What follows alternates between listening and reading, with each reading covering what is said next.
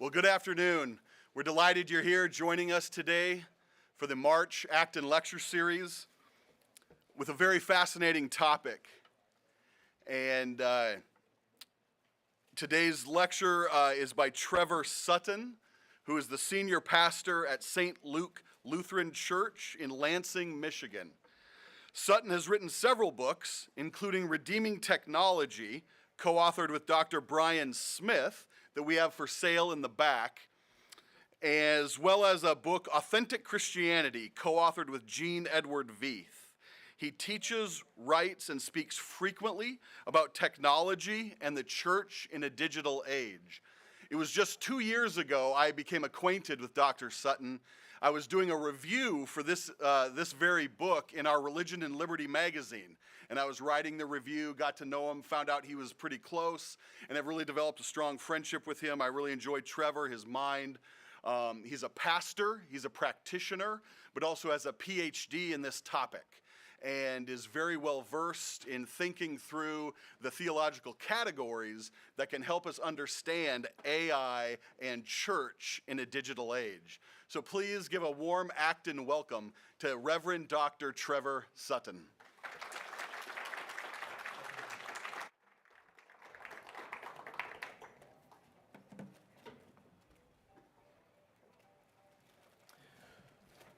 All right, good afternoon. Welcome to all of you. It's a great joy and a privilege to be with you today. Welcome to those of you in person. Welcome to those of you joining us on the live stream. Glad to have you as well. A big thank you to the Acton Institute for putting this together, for making it all happen, for their wonderful hospitality and just being such gracious hosts and facilitating this conversation. So this is Church in a Digital Age. Must we worship bodily to worship at all? You can see there I have my email address. I always appreciate when I do a conversation like this. I like it to be a conversation that continues on. And so I invite you, write down my email address. Feel free to reach out with a question, a conversation, if you want some further resources. If you want to throw digital tomatoes at me, and tell me where I was wrong, I'm welcome to that too. It helps me in my thinking. So feel free, drop me a note after this. I'd love to correspond with you. Then also I've got my website there. You can follow that, learn more about my work, the writing I've done, and so forth. I want to give you just a little bit of introduction about me, since we're going to spend some time together. So as you heard Dan mention, I am a parish pastor. I'm a practitioner. The things that I'm going to be talking about are things that I too am wrestling with a congregation, with a parish. So I'm pastor at St. Luke Lutheran Church. We're in Lansing, Michigan. We have 2 campuses and a rather eclectic community of people. We have services in English, Arabic, and Swahili. And so we kind of a wonderfully challenging place to do ministry. 13% of our congregation or our weekly attendance is online. And so, like many of you, this is part of our reality, part of a thing that we're trying to figure out. What does it mean to be at church in person? What does it mean to have a portion of that church gathering remotely and online? Then also our congregation is involved in something kind of new, but we're calling this a digital hybrid ministry project. And what that is there's a rural congregation in our area that's struggling to fill their pulpit with a pastor.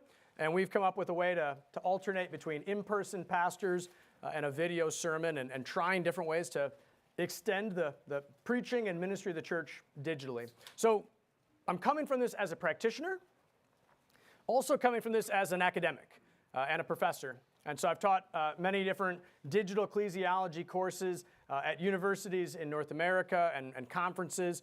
Most recently this summer, I was in Africa teaching a course there on digital ecclesiology.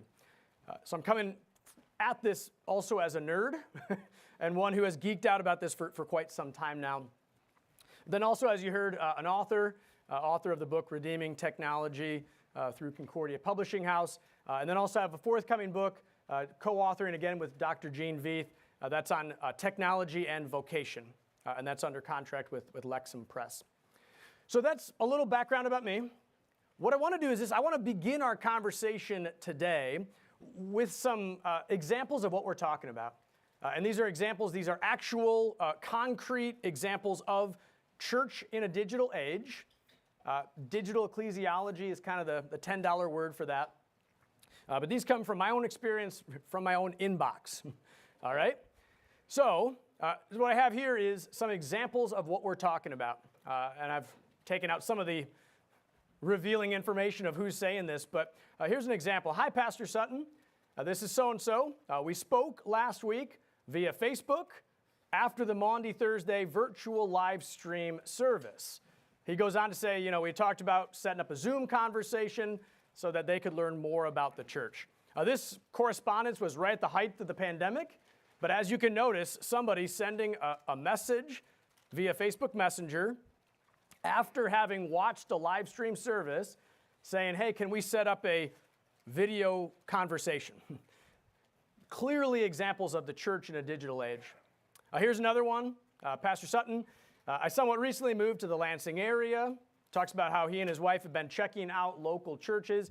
He goes on saying that they've been on a bit of a theological journey, but ultimately he says, we came across St. Luke and we've been following along online for a while. And maybe you've had this experience if you're a ministry leader, or maybe you've done this yourself, but instead of coming to a church cold and walking in through the doors, a lot of times people now want to watch online for a little bit. And that changes that relationship in a pretty profound way. Another one would be this, somebody reaching out, kind of a similar thing. He and his family kind of going through a transformative time and a theological journey. And he says, we've done a lot of research, praying about this lately. I think it's time to get in touch with someone real.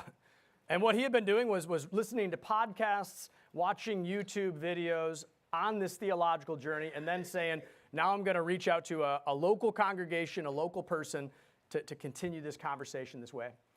All of these people eventually attended our congregation in person. Two of these three are now members of our congregation, and they regularly worship in person. So that's some examples of what we're talking about. All of these things coalesce around this idea of church in a digital age or digital ecclesiology. So I want to anchor our conversation, and this is real stuff.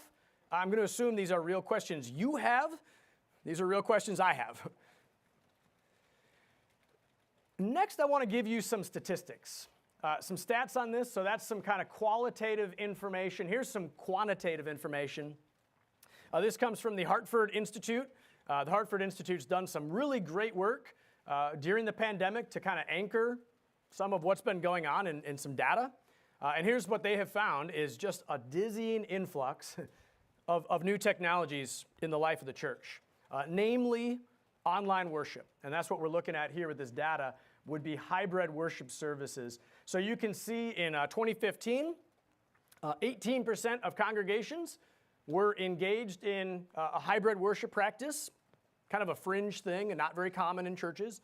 2020, this is just on the cusp of the pandemic. So just before the pandemic started, the Hartford Institute put out this data, which is kind of fortuitous, the timing. Like you have a baseline before the pandemic, and you'll see it's about 35% of churches regularly using this practice.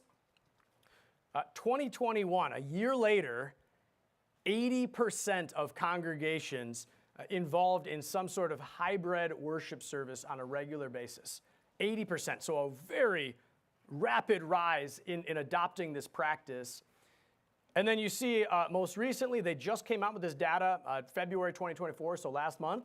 But that number's gone down a bit. 73% of congregations are now engaging in hybrid worship.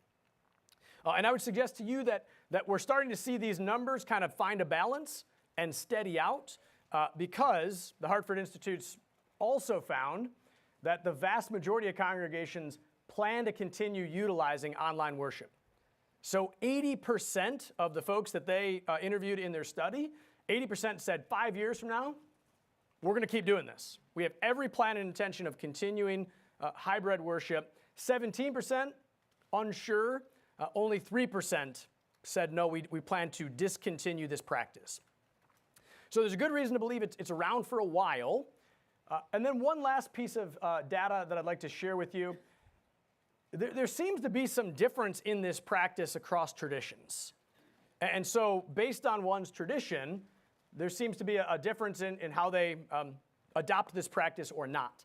So Catholic and Orthodox traditions, 48% of them in-person only, 48% using in-person and online, like a hybrid, and only 4% of those traditions online only.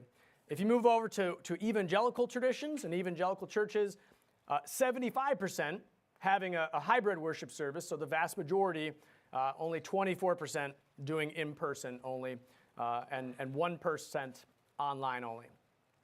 Okay, so that's a lot of data that I've thrown at you. Here's the takeaways I want you to kind of draw from that. Would be hybrid worship is ubiquitous. Like this is widespread in the North American context. When I went to Africa this summer, it's widespread there too. So sort of a global phenomenon. I would also have you kind of consider this. What other practice has so rapidly been adopted by the church across traditions? Does that make sense? So across different Christian traditions, has the same translation been adopted? Or the same hymnal? Or individual cups or common cups for communion? Like, not really, right? But it's stunning to imagine how this practice has become a unifying and a transcendent sort of like, we all do it. So there's a ubiquity to it. I would argue that hybrid worship is persistent. There is every indication that it will be around for some time to come. So like you saw in that statistic, 5 years from now, churches are planning on doing this, probably investing more resources. You all are investing time in understanding it. I wouldn't suggest that the way we're currently doing it will remain the same in perpetuity. I'm not suggesting that. And we'll touch on that a little bit, maybe more in the Q&A. But it won't remain forever that we're live streaming on YouTube or something like that. But I think the idea of mediated worship and hybrid worship, it's probably got some staying power. Then finally, hybrid worship is tradition specific. So based on which Christian tradition one's coming from, that has a big impact on whether or not they adopt this, how they adopt it, what their view is on it. Okay, so I've given you some stories, some qualitative stuff. I've given you some quantitative data. Cool. So what should we do on Sunday? And I think a very pragmatic and applicable question.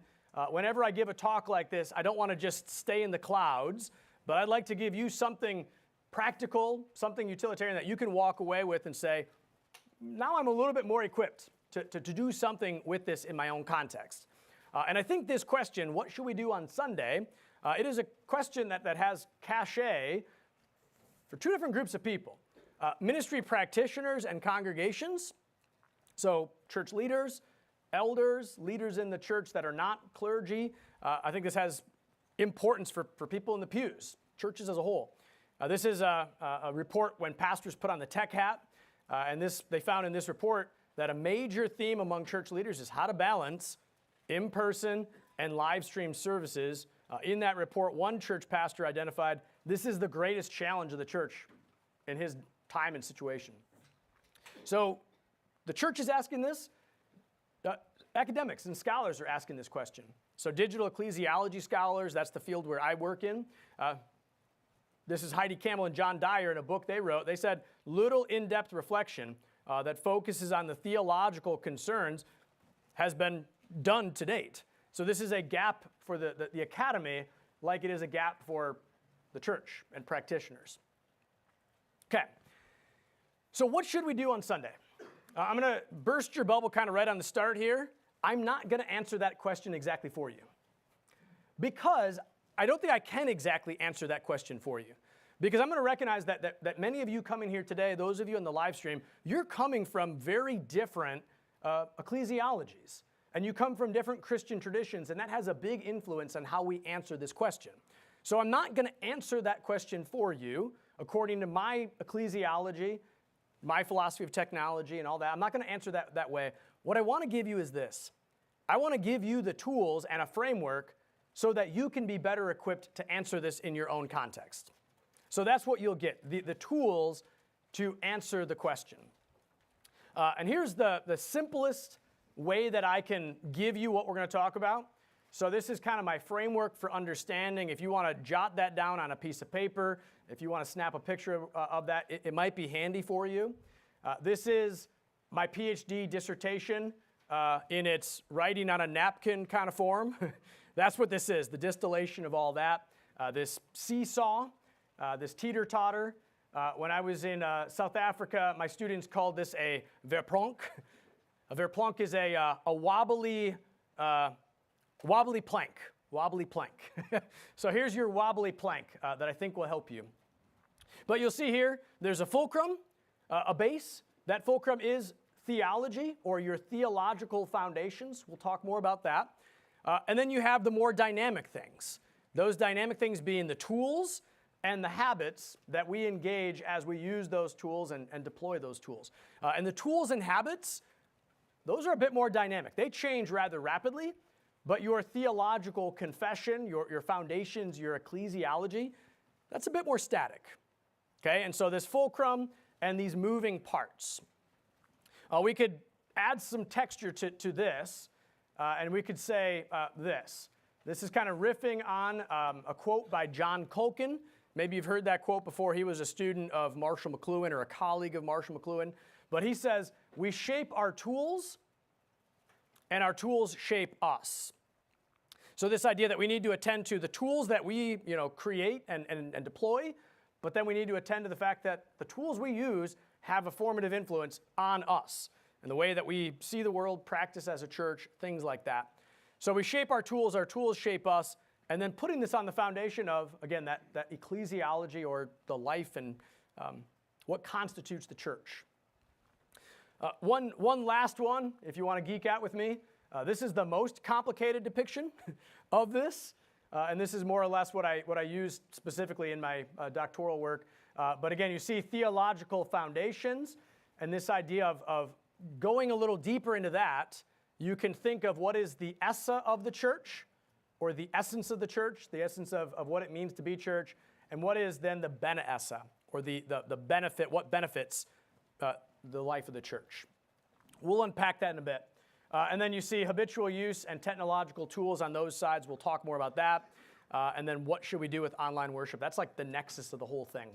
And here's what I would argue for you all, is that if you want to think clearly about this topic, if you want to be well-equipped to be a lucid thinker in the pews, or church leader, or whatever your particular connection is to this, if you want to think well about it, you need to attend to theological foundations of your tradition, your view of the tools, the technology, the philosophy of technology, and then the habits, the formative way that using this repeatedly and individually, communally, how does that shape us? Those are the three essential things you need to consider.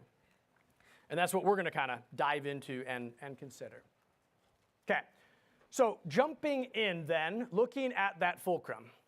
I think for us to think well about church in a digital age, to make sense of all this dizzying influx of new technology, new practices, we need to attend to ecclesiology. And what I mean by ecclesiology is the theology and the teachings of what it means to be the church. Connected to that would be things like worship, of course. So the foundation is theology generally, ecclesiology particularly. And a way that we can come at this, theologians have given us these categories of esse and bene esse. And the esse is that which is essential to the church. If you don't have it, you don't have the church. That differs by tradition, so not every tradition answers that question the same way. Then the idea of bene esse is that which is beneficial to the essence of the church, that which supports it but is not constitutive of it. Here's another way that you can think about it, would be that which is divinely instituted. What has God and Scripture said, like, this is the church, this is what makes the church, what's divinely instituted and what's humanly instituted or established. So here's an example. Many Christian traditions say the word proclaimed and heard, the gospel preached, like that's, if you don't have that, you don't have a worship service. If you're reading Dr. Seuss or Shakespeare, like that's not church. Okay, so many traditions say the word, right? That is the essa for a lot of traditions or part of the essa. The bene essa, what is beneficial to that, is a building or electricity or candles or coffee. In our church on Sunday, we always say a lot of things can go wrong, but if the coffee is served and hot, like, we're okay. We don't actually believe it's part of the essa, but it's highly beneficial, right? But that idea, there are, I don't know of any traditions that say without a building, you don't have a church. So that's beneficial, but not essential, okay? So kind of separating this out in that way. And I would suggest to you the first step in making sense of all of this is figuring out what is the essa for us as a church body, as a tradition, that sort of thing, and then what's beneficial and so forth. So let me kind of play this out with you. So thinking about somebody from an Orthodox ecclesiology, this would be someone like John Zizulis, using him as a representative figure from an Orthodox tradition. He says that Orthodox ecclesiology, based on the idea that wherever there's the Eucharist, there is the church in its fullness as the body of Christ. So an Orthodox ecclesiology, generally speaking, says the Eucharist, the Lord's Supper, like that constitutes the church, that constitutes worship. Without that, it's not worship. Broad strokes, but using John Zizulis to help us kind of think through that. So in that sense, the fulcrum or the essa of the church for like that ecclesiology is pretty limited, right? Because it's hard to mediate gathering together for the Lord's Supper. There's ways people have tried that, no doubt. But generally speaking, that is a physical assembly, physical elements together.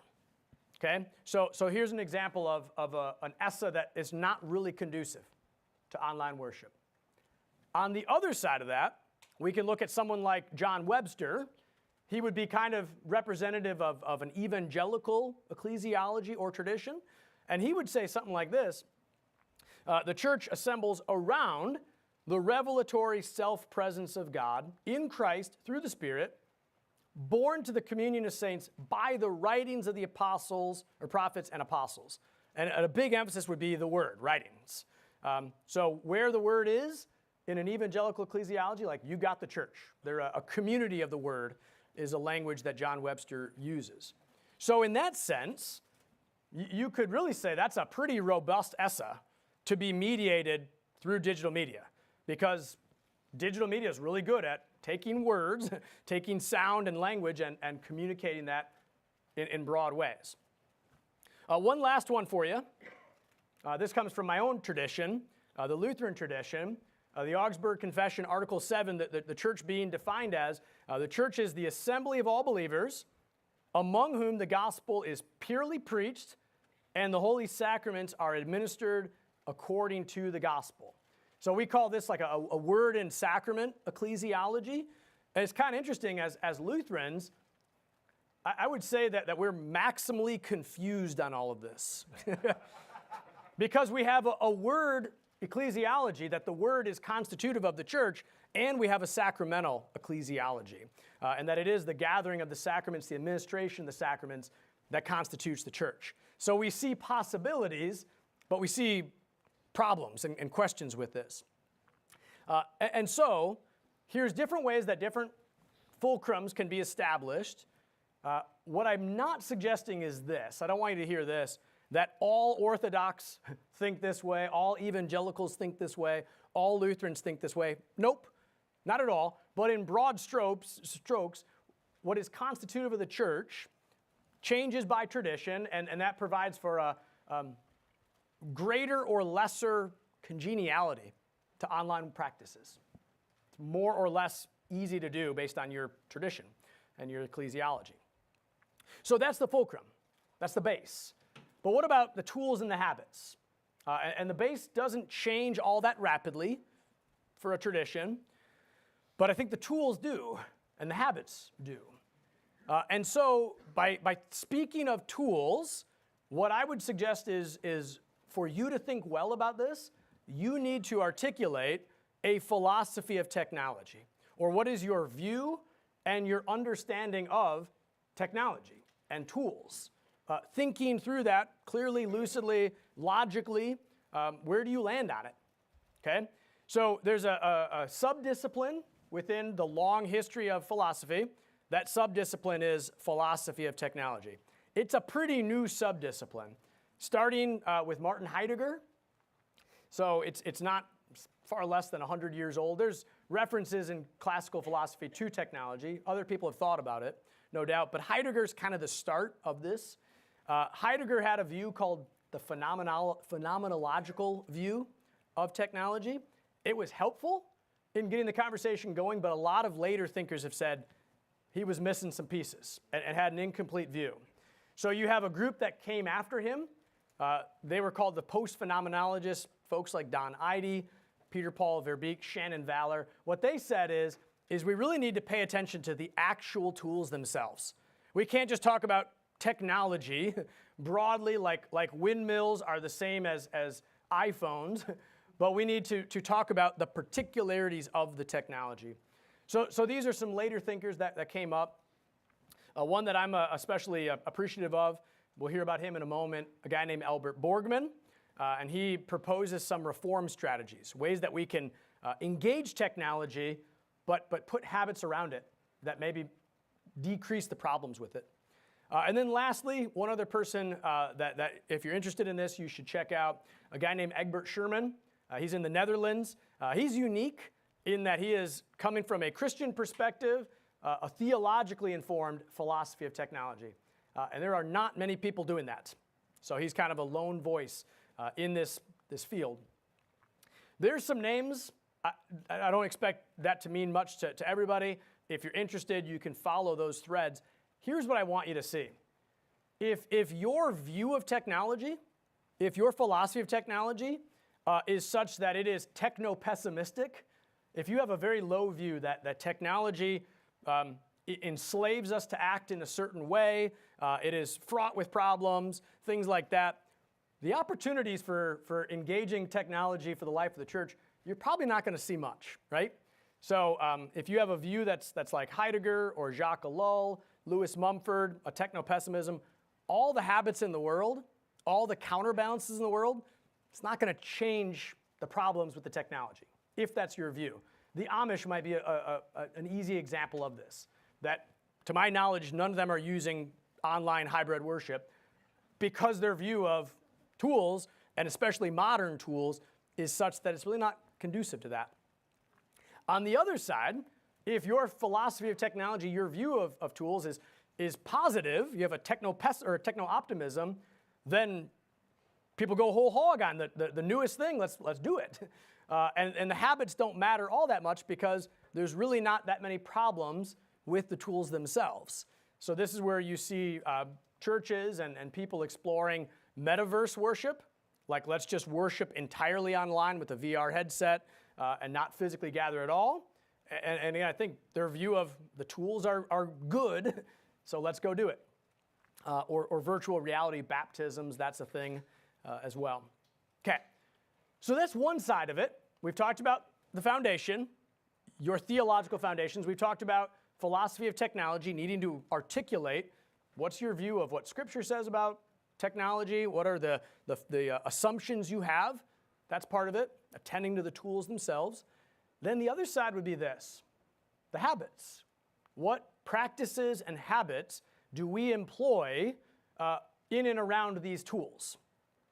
And I would argue for you all that the habits that we put around church in a digital age, that can magnify problems or it can actually mitigate the issues. And these can actually serve as what I call counterbalances to offset potential problems in digital media. So these can be reform strategies, you might say. Folks, if you're interested in this, Alistair McIntyre and Stanley Hauerwas, they don't talk about technology much, but they do talk about narrative and the stories we put around our practices and how that is formative for us. Another thing I'd have you think about is this. I'm convinced that if you have a community of people in your church that are worshiping online exclusively and regularly, and you have a group that's worshiping in person, you are habituating two different groups of people. And you're making two different habits and values and so forth And I would argue eventually there's going to be a delta in the Christian life of those different groups. So kind of how we habituate people differently, in person or online. And then obviously many folks bounce between those two pretty regularly too. And then we'll talk about this idea of focal things as counterbalances. Okay, so I'm going to unpack a few things that I find people are especially wondering about in the habits kind of area. One of them is this. I think we intuitively know there's something different between in-person and online or live stream. And so even just the folks that are joining us live stream, like your experience is going to be somehow different than the experience in person. We intuitively kind of get that, but understanding why that is a little harder. I find a helpful answer to that comes from Marshall McLuhan, a media theorist. McLuhan says the extension of any one sense alters the way we think and act, the way we perceive the world. So when these ratios change, men change. And so what McLuhan is saying is this, is that what media does is it extends some part of you.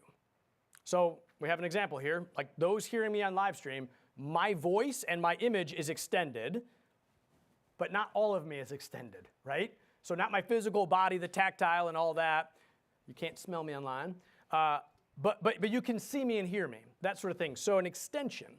And what McLuhan is saying is when we extend through media, it's a different experience. And the ratios change, the experience changes. So this is kind of what he's getting at. When he doesn't talk about this, but we can connect it to it. When you live stream worship service, your eyes and your ears are in the sanctuary. Those bodily senses are extended into the sanctuary. But how about your tactile senses? Where's that? It's on the couch at home, right? You might be petting your cat or your dog or something like that. How about the chemical senses, smell and taste? You might be having breakfast or something like that while you're in that place. So part of you's in the sanctuary, not all of you's in the sanctuary. And so this extension of the senses is important to understand. Going on, McLuhan kind of gives us this language. He's not the only one. Other philosophers kind of talked about this. But he says what's happening is common sense is being disrupted. Common sense, not like Ben Franklin common sense, like a stitch in time saves 9 or whatever, but the communion of your senses. So your fullness of bodily senses, all of those senses, are being disrupted when you engage in digital media. So some of your senses are being engaged, some of your senses are there, not all of your senses are there. Here's a really practical way to think about it. When you're having dinner with someone and they pull out their phone and they start texting, like, why is that rude? You don't fully have them. You have them bodily. You have their senses, like their smell and taste or whatever, the chemical senses, but their eyes and their mind are somewhere else. So this idea that when we mediate worship, when we're not there in person, something's happening. You're seeing something, you're hearing something. We're not denying that, but it's not a common sense experience, a full sensory experience. All right, we're just about out of my time, and then we'll do Q&A. I do have one more thing for you. One more thing that I talked about, these counterbalances and the habits that we can put around online worship to reform these and maybe improve some of them so that the deleterious effects of this are smaller or lesser. This comes from a guy named Albert Borgman. Albert Borgman, a philosopher of technology, just recently passed away. But he says if we're to challenge the rule of technology, we can do so only through the practice of engagement. And Borgman, I think, is a very helpful thinker in this. He talks about practices of engagement. And here's what he talks about. These are called focal things or focal practices. And Borgman has a really pretty complicated understanding of what these are. Very simply, a focal thing or a focal practice, it demands bodily and social engagement. So you use your body and you engage other people when you're using a focal thing or a focal practice. It gives you more than one commodity. So you don't just get one thing from it, but you get 4 or 5 or 10 experiences or things from this. We'll unpack it. And then he says that it requires a practice in order to prosper.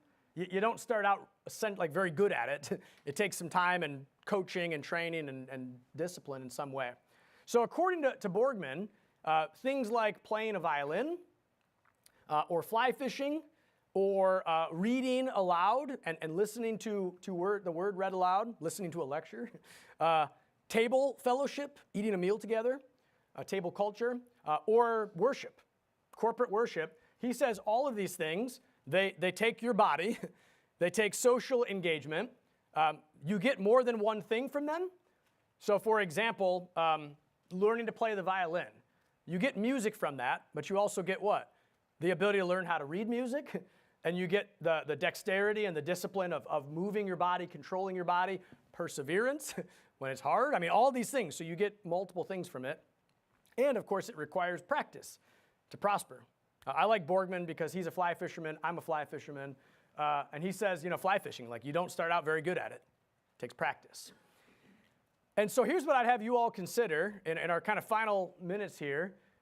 Online worship, if it habituates us in certain ways, I think that it raises the stakes for some of these focal practices. And so here's what I would suggest to you. This is not Borgman. This is drawing on his work, my own kind of work. But if online worship, if it habituates us in autonomy and isolation, then the church needs to maybe emphasize more of these practices of reading aloud, learning how to listen to the word read aloud, or things like communal hymn sing, sacred music performance, things that we've had for a long time, but in a digital age, I think the stakes are higher for learning how to do this.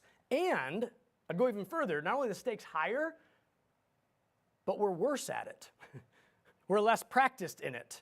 And so being able to do these things, we need more patience, more effort, more time, all of that. Online worship, it might habituate us in not gathering or greeting people or being sent, coming and gathering and then sending out. So maybe the focal practice of neighboring and fellowship, learning how to engage each other and live life together, like that's a focal practice that actually we need to double down on and do more of that to offset this device paradigm that we're living in. No festive celebrations, that kind of thing online. Then the practice of table culture, family dinner time, potlucks, they've become actually more important in this age, and gathering for the Lord's Supper. So those kinds of focal practices. Okay, I got just a few more for you, and then we'll do Q&A. So I would suggest to you that these focal things and practices, they can be really valuable counterforces to technology without denying it. And I don't want anyone to walk away saying, I heard this guy, Trevor, and he's really dogging on technology. Like, no, not necessarily. What we need to do is what habits need to come with this. So kind of in conclusion, must we worship bodily to worship at all? And so what should we do on Sunday? I have answered neither of those questions for you, but I don't think I can, because that depends on your theological suppositions and foundations. That depends on your view of tools, your view of philosophy of tools, and the habits that you value and what formative influence that has on us as a people for our flourishing. But there's a reason why I haven't answered this for you. I don't want to answer a question that's going to be valuable for 5 minutes. Because if I told you, here's what we should do with live stream worship on YouTube, that's going to be helpful for a year or 4 years or 5 years. But with emerging technology, things like VR headsets, Apple's Vision Pro, like that's going to change the game as to how people access mediated things and worship. Neural implants, certainly that's emerging technology that will have an impact on this. Churches that are experimenting with generative AI. Whatever we can expect is the technology we see today will not stay the same. And so I didn't want to answer a question that has value for you for a short time, but not permanently. So I really want to give you something that is a framework that other things can be imported into this. All right, I went a little over my time. I appreciate your patience. I love this topic. I have a lot to say about it, so thanks for playing along. I think now we have our Q&A time. So my understanding is they're going to bring a microphone around for you. But if you've got a question, clarification, things you'd like to explore further. Thank you, Dr. Sutton. Thank you. So just as we move into Q&A, please keep your questions short and in the form of a question, and we will try to get through as many as possible in this short time. Also, please wait for the microphone so our live stream audience can catch it as well.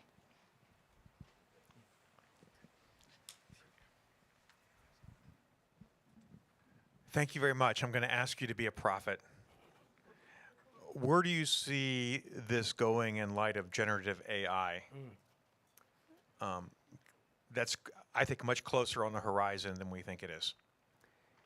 Yeah, it's a great question. So generative AI, actually one of my connections with the Acton Institute is writing for them on occasion. And in the winter issue of Religion and Liberty, I have an article on generative AI. And I think, so absolutely, a few things we need to understand with AI and generative AI is it's new, but it's not that new.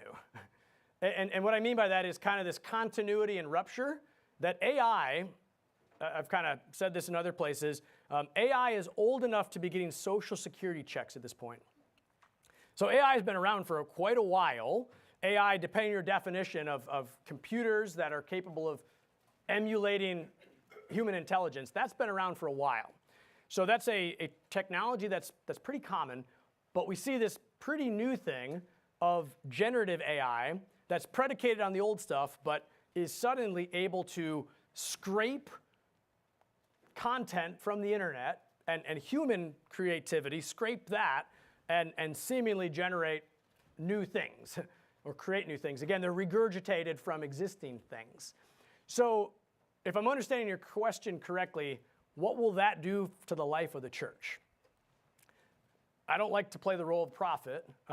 One thing I will say is this, is I think the short-term fear and concern may be overblown, but the long-term transformation may be underestimated.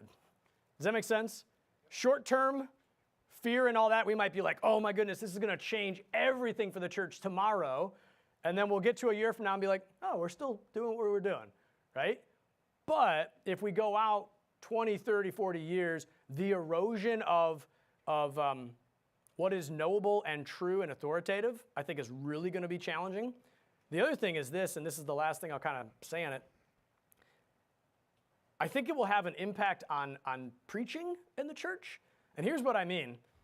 I studied rhetoric at Michigan State, and you have the different kind of canons, you might say, or the different areas of persuasion, and you have logos and ethos and pathos. And this idea of logos, like maybe generative AI can put together a whole lot of information in an organized way, perhaps faster than we can. Yeah. But ethos, the ethos of the preacher and the pastor and the one who is a sinner saved in Christ Jesus, proclaiming the gospel, that ethos can't be replicated through AI. And so I guess my point would be, yes, there'll be change. It's hard to anticipate what that change will be. In the short term, let's not lose our minds. In the long term, let's be attentive to how this can change the church in some really negative ways, but how we then continue to proclaim the gospel through that. It's a good question, though. Great question. Yeah. If you would speak to the intersection of 75% or so of churches broadcasting their service online in correlation with relatively broad and vague hate crime, hate speech legislation that seems to be popular. Okay, so you're saying many churches are broadcasting to the ends of the earth, here's what we're doing. And that's, yeah. So that's a good question. You guys are asking all the prophetic questions. What's next? I think there is a sense of this, and I'll just say, a curious thing as to, we've seen this with internet culture, that what you say in this moment then the rules get changed subsequently, and you are judged by new rules in past things, and the internet never forgets, right? And so I think there is absolutely implications for that. And what that means, where that goes, I think we would be obtuse to not at least be considering that's a real possibility. And then what do we do, in the public sphere to create, religious liberty boundaries to protect that sort of thing? So I think there's enough to say, yeah, that's a real concern, a legitimate concern. More immediately, like generative AI, the amount of data out there and deep fake possibilities for preachers is insane. Because what you need for that is video and audio. And preachers are not the only ones, but you do have this sense in which you can create with that raw data a whole lot of trouble. So there'll be confusion for the church. My pastor said, what? And that's where the ethos thing, I think, comes back up too. So, yeah, wherever the mic's going. Thank you for coming over West Side, Trevor. My pleasure. Hey, so the church has always been impacted by technology, and certainly the radio was, in our denomination, had an impact. What questions are different with this technology than maybe past technologies? So I appreciate it. It's a great question. And what I want people to hear is the church has always been technological in some way. So the move from scroll to codex, the church was an early adopter in that technology. We don't think of it like technology, but it is. And then moving ahead to the printing press. When that came out, people lost their minds. This is going to ruin books forever. Look at that. It didn't, but it did change books forever. And then the radio and things like that. I think the difference today, there's in the field of digital rhetoric that I also have a background, some work in there, what they call rhetorical velocity is kind of an interesting thing, but the rate at which content can be spread, dispersed, remixed, changed, repackaged, all of that, radio didn't exactly have that ability. Radio sped it up, right? And we can cover a whole lot of ground in a short order, but the barrier of entry to radio broadcasting kept people away from that. Now suddenly, the ubiquity of the internet, the ease at which people can create their own podcast and have their own radio station is incredible. And so the barrier of entry has been lowered, and the speed of remixing and spread has gone up. And so I think what we could say is there's a continuity. The church has always engaged in digital or in technologies, and that's similar to previous things, but we are in kind of a brave new world in some way. Not entirely new, but it will require new skills and conversations to flourish in this. Yeah, wherever. I'm not in control of the mics, so. I'm going to dial in a bit. Can you talk to your experience at your church? You talked about this delta coming. The people who you gave us some examples of them writing to you, and maybe they communicated via chat when they were watching. And you said 2 of 3 of those who wrote are part of your congregation now. Is that something that you want, that you develop, that you want them to be 100% except when they're sick or things like that, and those practices especially of neighboring, fellowship, Lord's table, family meals, how have you all adapted that? Yeah, I appreciate it. That's a great question to keep this practically based too. So a few things. So absolutely, yes, we try to inculcate people in in-person gathering. We see our online worship as a on-ramp and an off-ramp. So an on-ramp in the sense of hey, I'm coming to hear what is this gospel? Who is Jesus? All of that. Checking out the confession of this church, kind of an on-ramp. It can also be an off-ramp. Here's a tangible example.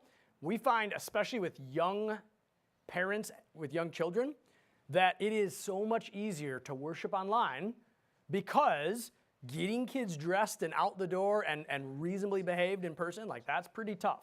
So parents have actually said, hey, this is better. Kind of. This is better. We get to sit in the living room, kids play downstairs, and we are lasered in on the worship service. Better than ever because we're not juggling kids. The problem is the habits, the kids are being habituated in like, I don't know what this church is. And so what we find is when the parents come in person, the kids are like, where are we? What is this? And so there's that. That's a tangible example of some of the challenges with it. Then you're asking kind of like, what are some ways that we've done these things? Here's a low-level one. Closer to post-pandemic, we found it was really, like, people would come in person, and then even after this was not a necessity, they would just bolt right away. So worship and gone. And like the narthex would just get eerily quiet really quickly. So we actually did a thing towards focal practices where we said we're going to buy super extra special. Danish's coffee is good. Like if we usually have this, we're doing this. And we even made postcards that were called Meet Me in the Narthex. And it was, sounds strange, conversation starters like, hey, where did you go this summer? What's a book you've read? That sort of thing. I know. Trying to habituate people in fellowship and conversation because they had gotten rusty in that practice, because they had been habituated online. And so we had to like literally retrain our folks in how do you linger in the narthex? And that's a focal practice, and it's bodily, it's social, it takes effort. You get more than one thing out of that. I mean, it's all those things, but we had to give people like a card. Yeah, good question though.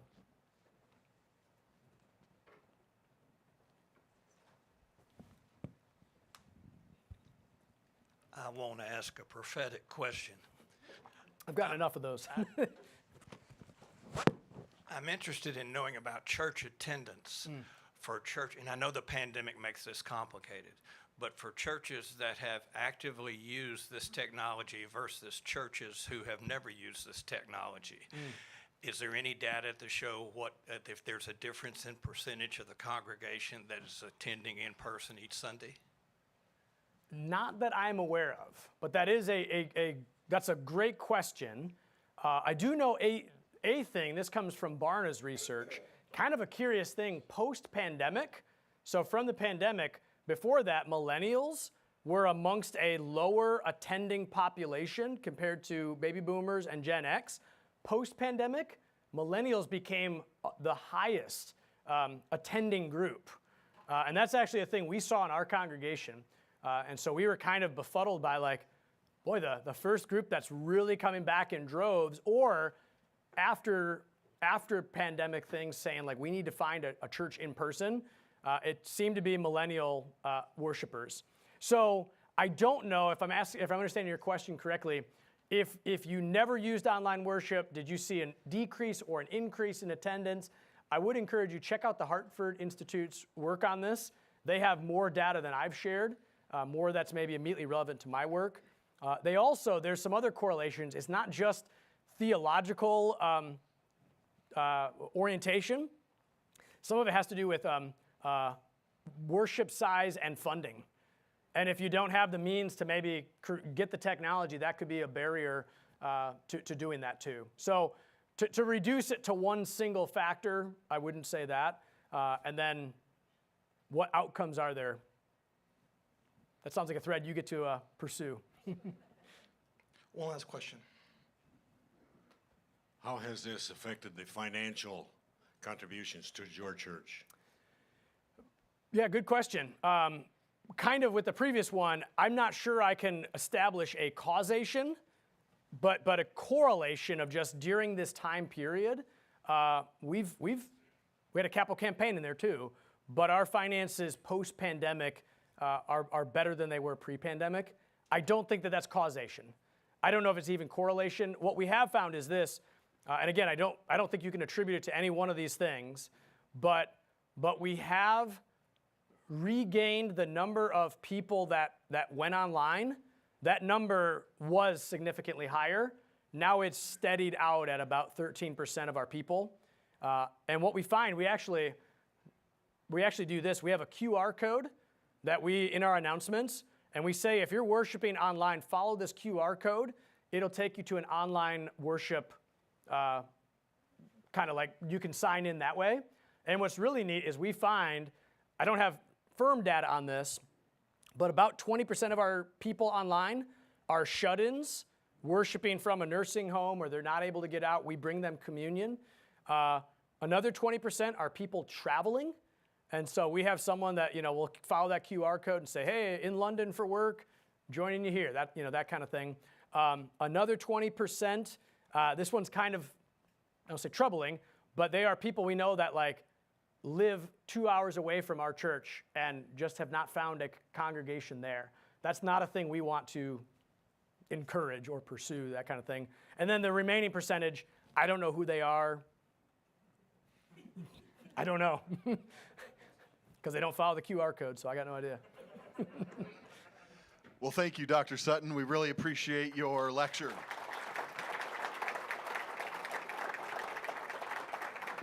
Just a reminder that the bookshop here in the back corner will be selling Dr. Sutton's book. And upcoming in our May Acton lecture series, we have a very special event. We have a 5 o'clock reception and a 6 p.m. lecture by Alexandra Hudson, her brand new book called The Soul of Civility. And it's a best-selling book, and we're welcoming her to Grand Rapids for the first time, and it'll be a special evening event, and just really encourage you, civility in politics, civility in families, civility in our Constitution, how we run our cities is really important. So join us in May for Alexandra Hudson, May 16th. And then also, lastly, plenary tickets and day passes are open for Acton University. We're about to welcome almost 900 people to Acton, to Grand Rapids again in June, and we look forward to the local population. Many of you take part in some of the plenary talks or come for a day and listen to some of the great 70 or so lecturers that we bring to Grand Rapids for that event. So look to our website, acton.org, for all of these great events. And then finally for today, please, with the QR code that's up on the screen, or was, speaking of QR codes, the QR code can be scanned for a survey, so you can let us know how we're doing. We do look at those and appreciate all of your feedback. Thank you for joining us today. Have a wonderful afternoon.